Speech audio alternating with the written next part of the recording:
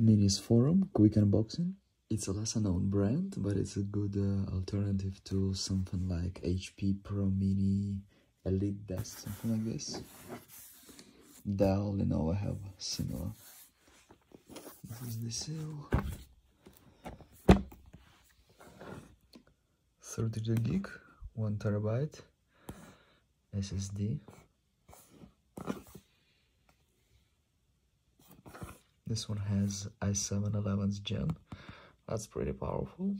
It's a little bit older because now it's 13th gen.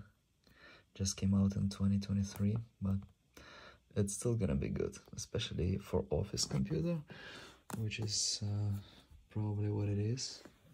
For most people, it would be a good office computer, like everyday computer, not a gaming computer. Otherwise, this and this and SSD, that's a fast computer. All the ports, main USB-A, unfortunately only one USB-C. It has pretty much everything, no SD card. We're gonna take a look at it.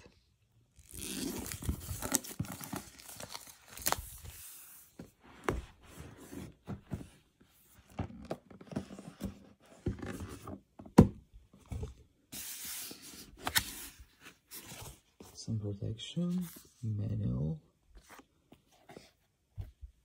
EliteMini.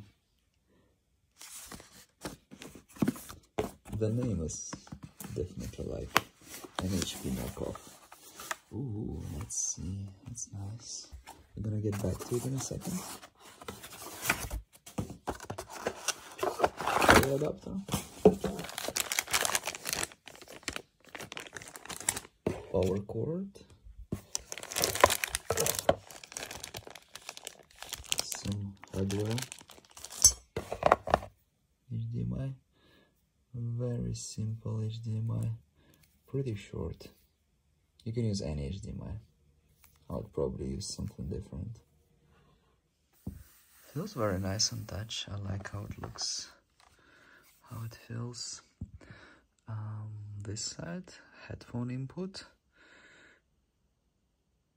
USB-C, USB 3, some vents, HDMI display port. You can choose either of them. Power button here, power goes here, 4 more USB-A,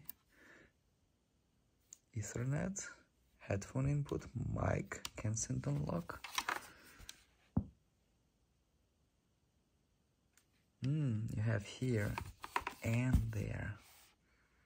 Here they look like separate, and this is a combo.